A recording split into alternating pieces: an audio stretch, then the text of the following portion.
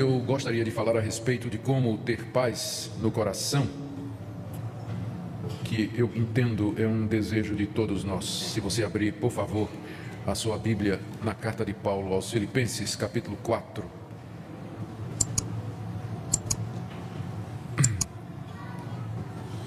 Nós vamos ler do verso 1 até o verso 9.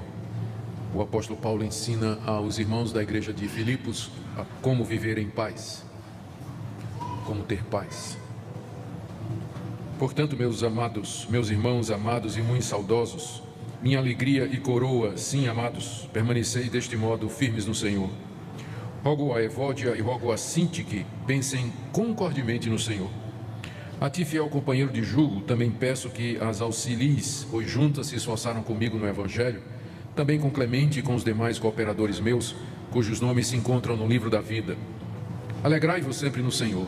Outra vez digo, alegrai-vos. Seja a vossa moderação conhecida de todos os homens. Perto está o Senhor. Não andeis ansiosos de coisa alguma.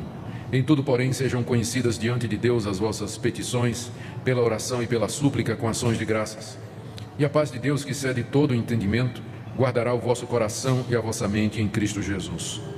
Finalmente, irmãos, tudo que é verdadeiro, tudo que é respeitável, tudo que é justo, tudo que é puro, tudo que é amável, tudo que é de boa fama, se alguma virtude há e se algum louvor existe, seja isso que ocupe o vosso pensamento.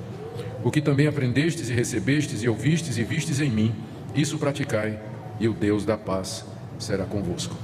Paulo escreveu estas palavras quando estava preso em Roma e tinha recebido uma visita de Epáfras, representando a igreja de Filipos, trazendo uma oferta para ele e informações a respeito da igreja. Essa carta é considerada um recibo de Paulo para a igreja, dizendo: eu recebi a oferta, muito obrigado. E ele aproveita para orientar a igreja em diversos assuntos que lhe foram trazidos por Epáfras. E, sem dúvida, uma das questões nas quais a igreja de Filipos precisava de orientação era como enfrentar a ansiedade, a angústia. Nós devemos lembrar que naquela época os cristãos tinham problemas similares aos nossos. Tinha um problema de doença, de enfermidade, de dor, contrariedade. As coisas nem sempre caminhavam da forma como eles queriam. A busca pela paz interior e pela tranquilidade era uma busca deles, como também é a nossa. Eles tinham, contudo, um agravante, que eram as constantes perseguições e o assédio pendente da polícia local e acusações dos judeus e mais tarde dos romanos de que eles adoravam um outro rei ou serviam a um outro senhor que não a César. Portanto, a busca por viver em paz no meio de um ambiente cuja pressão era tão grande, marcava os cristãos do primeiro século. Não é sem razão que boa parte dos livros do Novo Testamento, eles tratam dessa questão. Como viver em paz, como vencer a ansiedade, como ter descanso nesse mundo cheio de sofrimento, de dor e de contrariedade. Aqui no capítulo 4, o apóstolo Paulo se encaminha para o final da carta, trazendo algumas orientações práticas. Ele pede unidade entre duas irmãs que aparentemente não se bicavam, não é? Está aí, verso 2, Evódia e Sintique, Paulo faz um apelo para que elas pensem concordemente no Senhor. Depois ele também ele traz uma palavra, Epáfras, o companheiro de jugo, pede que auxilie aquelas irmãs a andarem juntas. No verso 4, ele pede que eles vivam sempre alegres, se alegrem sempre no Senhor, sejam moderados, no verso 5, e a partir do verso 6, ele traz 3 orientações sobre como não viver ansioso e experimentar a paz de Deus no coração. A primeira é orar. Verso 6, não andeis ansiosos de coisa alguma. Em tudo, porém, sejam conhecidas diante de Deus as vossas petições, pela oração e pela súplica com ações de graças. E a paz de Deus, que excede todo entendimento, guardará o vosso coração e a vossa mente em Cristo Jesus. Ele se dirige para os irmãos e proíbe que eles andem ansiosos. Não andeis ansiosos de coisa alguma. A ansiedade em si, ela não é pecado, mas o viver ansioso talvez seja. Há uma ansiedade que é resultado de problemas físicos, de constituição. Tem gente que tem uma índole ansiosa, tem gente que precisa de fato de orientação médica por causa da ansiedade. Mas boa parte da nossa ansiedade tem um fundo espiritual. É falta de confiança em Deus. é falta de descansar em Deus e deixar o futuro na mão de Deus. Por isso Paulo trata a ansiedade, como eu estou dizendo, não é toda ansiedade e não é sempre, mas Paulo trata o viver ansioso como sendo, ele não usa a palavra pecado, mas é que está no imperativo aqui na língua grega. Quando ele diz não andeis ansiosos, ele está dando uma ordem. Significa que se nós vivermos ansiosos, nós estamos desobedecendo a palavra de Deus e, portanto, isso é pecado. Então, viver ansioso, além de ser ruim para todo mundo que está ao nosso redor, não é bom viver com gente que vive ansiosa, não é? A pessoa fica irritadiça, abatida, pavio curto, diz coisas e toma decisões precipitadas, não dorme de noite. Além do sofrimento que ela tem, ela traz problemas também, sofrimento para outros. Então, a orientação da Bíblia é: não vivam ansiosos. E não vivam ansiosos, diz aqui, de coisa alguma. Eu creio que Paulo disse isso porque pessoas há que procuram se justificar dizendo: mas pastor, meu caso é muito grave, a minha situação é diferente, o que eu estou enfrentando é algo muito grande. Talvez por isso Paulo já colocou aqui: não vivam ansiosos de coisa alguma. Não há nada que justifique o cristão viver ansioso se a razão e a causa da ansiedade é espiritual, se é falta de confiança em Deus, falta de repouso nas palavras e nas promessas de Deus. O que devemos fazer então para não viver ansiosos? Paulo diz aqui no verso 6: sejam conhecidas diante de Deus as vossas petições pela oração e pela súplica com ações de graças. Em vez de viver ansioso, ore, traga diante de Deus aquilo que lhe aflige. Ele diz aqui: petições são pedidos que você traz diante do Todo-Poderoso. Oração, que é a palavra grega mais comum para o ato de orar, que significa simplesmente chegar diante de Deus e abrir o coração. Súplica, em que você se coloca na condição de alguém dependente, impotente, sem condições de resolver seus problemas e que espera somente na misericórdia de Deus. E ações de graças, o nome já está dizendo, antecipadamente agradecendo a Deus que Ele lhe escuta e que Ele está pronto a fazer isso. Boa parte da nossa ansiedade é porque nós não oramos, nós não levamos diante de Deus, não gastamos tempo diante de Deus, colocando aos pés da cruz aquilo que nos aflige, o futuro, os filhos, os negócios, a saúde e qualquer outra coisa que ameaça tirar a nossa paz. Então, primeira orientação de Paulo, para não vivermos ansiosos: ore, busque a Deus, gaste tempo com Ele, faça conhecida diante de Deus. Não é que Deus não conheça, mas Ele quer que você venha para Ele e diga o que é que lhe aflige. Segunda orientação, a promessa, aliás, ainda dentro do primeiro ponto, olha a promessa que ele faz no verso 7: e a paz de Deus, que excede todo entendimento, guardará o vosso coração e a vossa mente em Cristo Jesus. Primeiro vamos entender o que é que significa a paz de Deus. A paz de Deus aqui é diferente da paz com Deus. A paz com Deus, ela não é resultado da minha oração, é o resultado de que Deus não está mais em guerra comigo. Justificados pela fé, temos paz com Deus. Paz com Deus é o estado de justificação, em que Deus não me considera mais culpado, Ele já justificou-me de todos os meus pecados, Ele me considera justo em Cristo Jesus. Deus não está em guerra comigo, não é uma questão de sentimento. O meu coração pode estar muito aflito, mas eu não perco a paz com Deus. Meu relacionamento com Ele é de paz.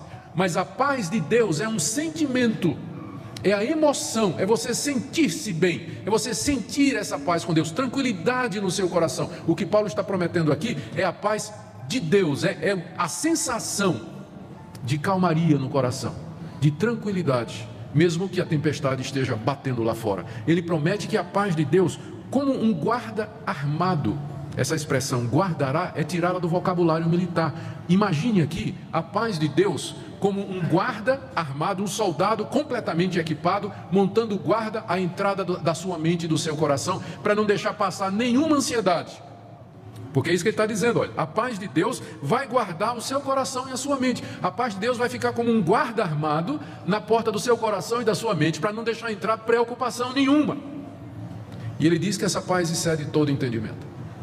Gente, que coisa maravilhosa, todo mundo quer isso, né? A paz de Deus guardando a minha mente e o meu coração, quando as coisas estão ruins lá fora, quando eu estou passando uma série de problemas, aquela tranquilidade interior, aquela sensação de paz e descanso em Deus, mesmo quando tudo está indo errado. Então a primeira coisa que você tem que fazer é orar, fazer conhecida as suas aflições, a sua angústia, a sua dor diante de Deus. Segunda orientação que ele dá aqui, você tem que praticar o que é certo. Aliás, você tem que meditar no que é certo. Verso 8. Finalmente, irmãos, tudo que é verdadeiro, tudo que é respeitável, tudo que é justo, tudo que é puro, tudo que é amável, tudo que é de boa fama, se alguma virtude há e se algum louvor existe, seja isso o que ocupe o vosso pensamento. Boa parte das nossas emoções, se não todas, elas são decorrentes daquilo que nós pensamos. Quando você começa a pensar num ente querido que faleceu, vem o sentimento de saudade, de dor. Quando você começa a pensar num problema que você vai ter que resolver amanhã, a ansiedade começa a subir no seu coração. Quando você começa a pensar naquelas notas promissórias e naqueles pagamentos que você vai ter que fazer daqui a um mês, e você olha a conta bancária, sobe aquela coisa no coração. As emoções, elas são resultado daquilo que você pensa. Se você ocupa a sua cabeça, se você ocupa o seu coração com as angústias dessa vida, se você ocupa o seu coração com aquilo que não edifica, se sua mente está trabalhando o tempo todo com estas coisas, nunca que você vai experimentar a paz de Deus no seu coração. Olha a orientação que Paulo dá aqui para aquela igreja. O que é que deve ocupar o meu pensamento? O que é verdadeiro, o que é respeitável, o que é justo, o que é puro, o que é amável, o que é de boa fama, se alguma virtude há e se algum louvor existe. Eu não estou defendendo aqui pensamento positivo, mas eu estou dizendo que Deus nos fez assim.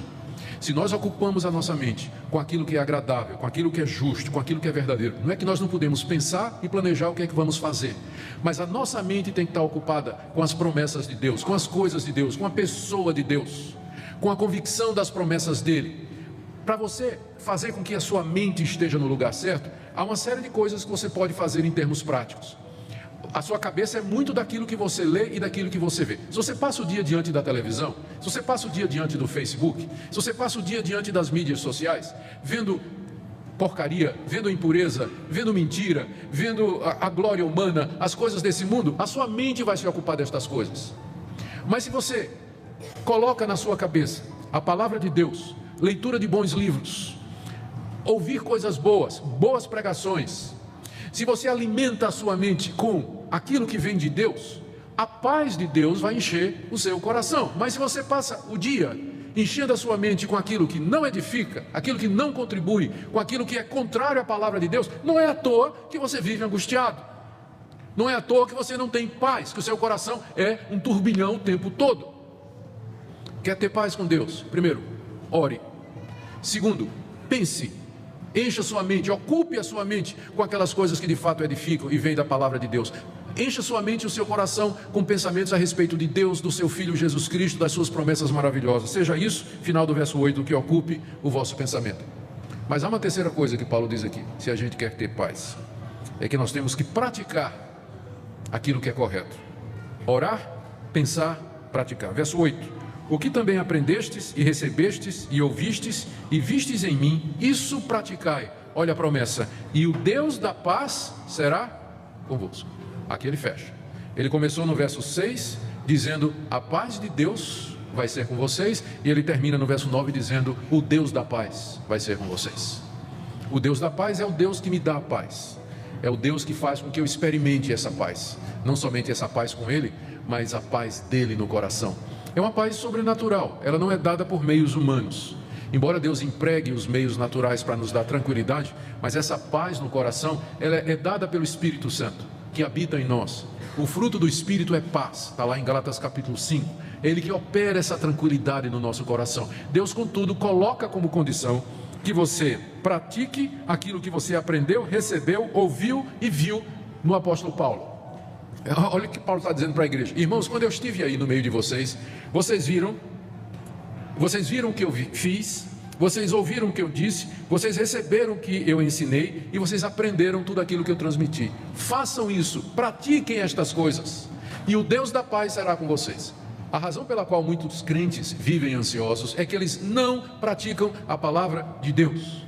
Eles sabem de cor e salteado o beabá evangélico, mas eles não colocam em prática. Eles sabem que determinadas coisas não devem ser feitas, fazem a si mesmo.